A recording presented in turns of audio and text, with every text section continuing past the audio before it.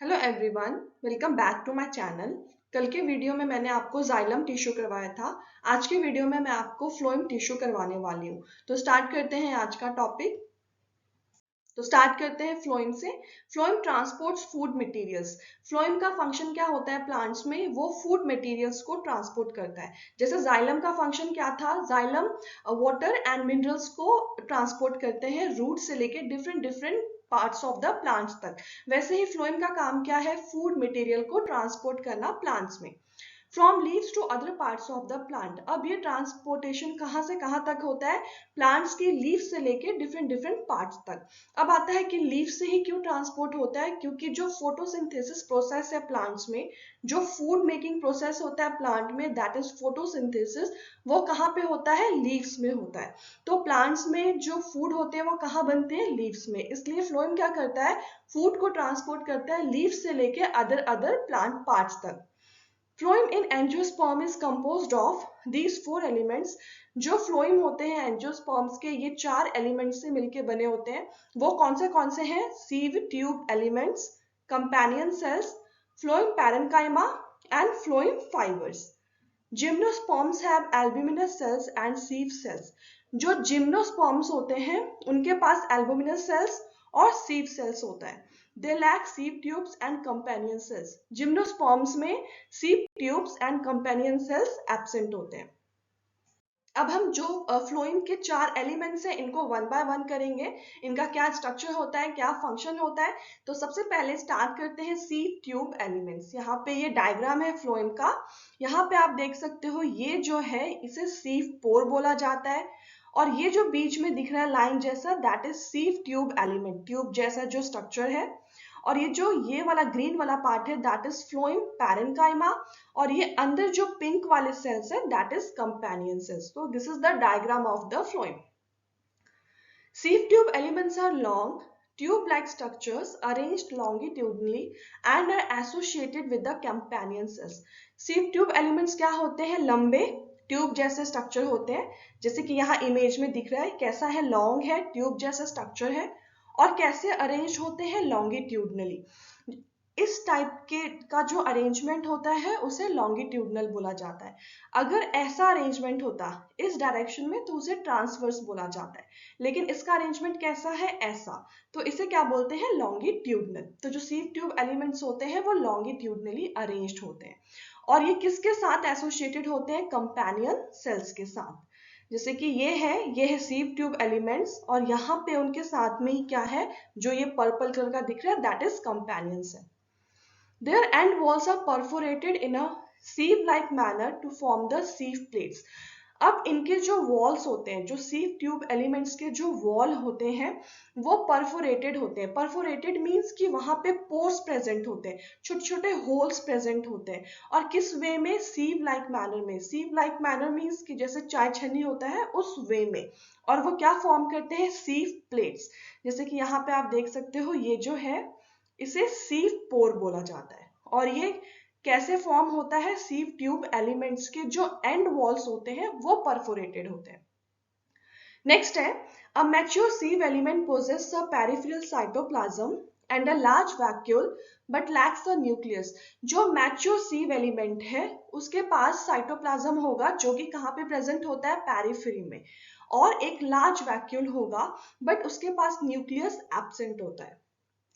The function of sieve tubes are controlled by the nucleus of companion cells. अब हम सबको पता है कि जो भी कंट्रोल होता है फंक्शन का किसी भी सेल ऑर्गेनल्स का, वो कौन करता है? न्यूक्लियस करता है। बट जो सीव ट्यूब एलिमेंट्स है उनके पास तो न्यूक्लियस एब्सेंट होते हैं, तो उनके जो फंक्शन है वो कौन कंट्रोल करेगा? तो वो कौन कंट्रोल करता है? जो कंपेनियन सेल्स है उसके न्यूक्लियस। यहाँ पे आप डायग्राम में देख सकते हो ये है कंपेनियन सेल।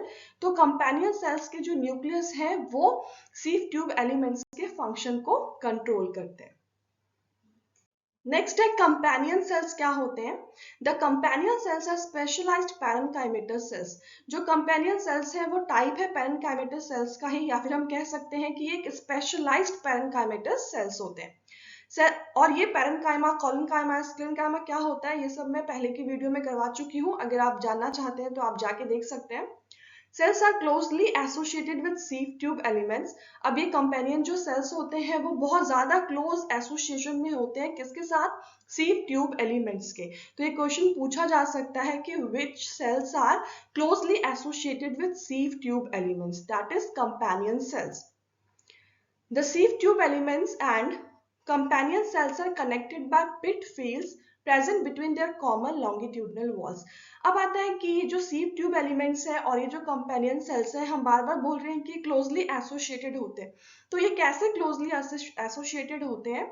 इनके बीच में एक they are connected by pit fields. एक पिट फील्ड होता है उससे ये कनेक्टेड होते हैं, जो कहाँ प्रेजेंट होगा? जो इन दोनों के बीच में जो कॉमन लॉन्गिट्यूडनल वॉल होगा वहां पे प्रेजेंट होता है। The companion cells help in maintaining the pressure gradient in the sieve tubes. अब companion cell का function क्या है कि ये जो sieve tube elements होते हैं उसमें pressure gradient को maintain करता है। किस जगह पे pressure कितना होना चाहिए, किस पे ज़्यादा होना चाहिए, कम होना चाहिए, तो ये एक pressure को maintain करके रखता है, pressure gradient को maintain करता है। वो function है companion cells का। तो companion cells का function क्या हुआ? Maintain pressure gradient in the sieve tubes। Third element है फ्लोएम पैरेन्काइमा। यहाँ पे आप इमेज में देख सकते हो फ्लोएम पैरेन्काइमा क्या है। ये जो ग्रीन कलर का जो स्ट्रक्चर है that is phloem parenchyma. Phloem parenchyma is made up of elongated tapering cylindrical cells which have dense cytoplasm and nucleus। जो फ्लोएम पैरेन्काइमा होते हैं ये elongated cells है, इमेज में दिख रहा है, टेपरिंग होते हैं एंड इनका ये सिलेंड्रिकल शेप होता है इनका, और इनमें जो साइटोप्लाज्म होता है वो डेंस होता है। डेंस मीन्स बहुत गाढ़ा साइटोप्लाज्म होगा और न्यूक्लियस भी प्रेजेंट होते हैं इनमें। The cell wall is composed of cellulose and has pits through which plasmodesmatal connections exist between the cell। अब इनका जो सेल वॉल होता है, सेल वॉल मीन्स जो आउटर सरफेस होगा वो फ्लोएम पैरेन्काइमा में किसका बना होता है? सेलुलोज का। और जो सेल वॉल होंगे उसमें पिट्स भी होते हैं।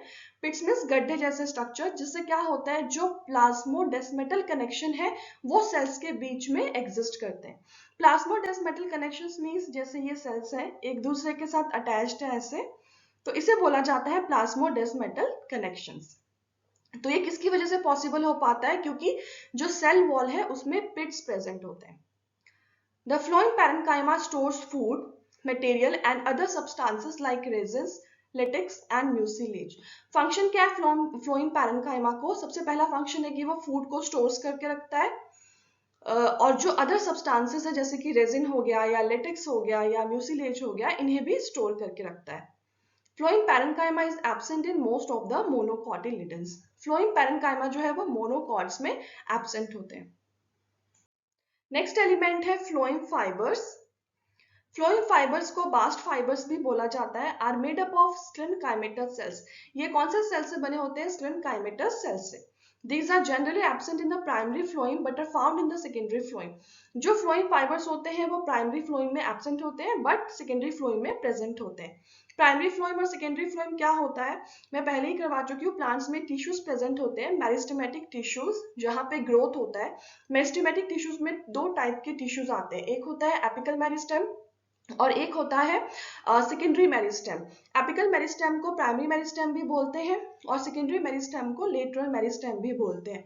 तो वो फ्लोएम जो कि प्राइमरी मेरिस्टेम से या एपिकल मेरिस्टेम से फॉर्म होते हैं उन्हें प्राइमरी फ्लोएम बोला जाता है, और वो फ्लोएम जो कि सेकेंडरी मेरिस्टेम या लेटरल मेरिस्टेम से फॉर्म होंगे उन्हें सेकेंडरी फ्लोएम बोला जाता है। इस पर भी मैं वीडियो बना चुकी हूँ, आपने अगर नहीं देखा है तो आप जाके देख सकते हैं। तो ये जो फ्लोएम फाइबर्स होता है वो प्राइमरी फ्लोएम में एब्सेंट होगा बट सेकेंडरी फ्लोएम में प्रेजेंट होते हैं। These are much elongated, unbranched and have pointed needle-like apices। ये जो फ्लोएम फाइबर्स होते हैं वो elongated होते हैं, unbranched होते हैं और pointed होते हैं। और कैसे होंगे? इनका जो एपिसिस होगा, एपिस में जो टॉप पॉइंट है वो निडल जैसा होता है। The cell wall of flowing fiber is quite thick। जो सेल वॉल होता है फ्लोएम फाइबर का वो थिक होता है। At maturity, these fibers lose their protoplasm and become dead। अब मैच्योरिटी में क्या होता है, जो फ्लोएम फाइबर्स होते हैं वो अपना प्रोटोप्लाज्म लूज कर देते हैं और क्या बन जाते हैं? डेड। हम सबको पता है प्रोटोप्लाज्म जो होता है वो सेल का लिविंग मटेरियल होता है, तो अगर प्रोटोप्लाज्म ही लूज कर देंगे तो वो सेल कैसा हो जाएगा? डेड। तो फ्लोएम फाइबर्स जब मैच्योर हो जाते हैं तो वो प्रोटोप्लाज्म को लूज कर देते हैं और क्या हो जाते हैं, dead. Phloem fibres of jute, flax and hemp are used commercially. जो फ्लोएम फाइबर्स है जूट, फ्लैक्स और हेम्प के, इनका कमर्शियल यूज है। नेक्स्ट है types of primary phloem. Primary phloem के टाइप्स कौन से हैं? तो दो टाइप्स के प्राइमरी फ्लोएम प्रेजेंट होते हैं, one is protophloem and one is metaphloem. Protophloem क्या होता है? जो फर्स्ट फॉर्म प्राइमरी फ्लोएम होगा, जो सबसे पहले जो प्राइमरी फ्लोएम फॉर्म होता है उसे प्रोटोफ्लोएम बोला जाता है, और उसमें क्या होता है, नैरो सीड ट्यूब्स। जो मेटाफ्लोएम होता है, जो बाद में जो प्राइमरी फ्लोएम फॉर्म होगा उसे मेटाफ्लोएम बोला जाता है, और इनके जो सीव ट्यूब्स होते हैं वो बिगर होते हैं। सो प्रोटोफ्लोएम क्या हुआ, फर्स्ट फॉर्म्ड प्राइमरी फ्लोएम, और मेटाफ्लोएम क्या हुआ, जो लेटरली फॉर्म्ड प्राइमरी फ्लोएम है। आज के लिए इतना ही। कल से मैं आपको सेकेंडरी ग्रोथ करवाऊंगी, वो भी मैं आपको पार्ट्स में करवाऊंगी ताकि मैं अच्छे से एक्सप्लेन कर सकूं। एंड होप आप सबको मेरा एक्सप्लेनेशन अच्छा लग रहा होगा। Then please share and subscribe my channel. और अगर आपने मेरी पहले की वीडियोस नहीं देखी है तो आप जाके देख सकते हैं। एंड अगर आपको कुछ भी डाउट है या कोई सजेशन है मेरे लिए तो आप मुझे कमेंट कर सकते हैं। Thank you.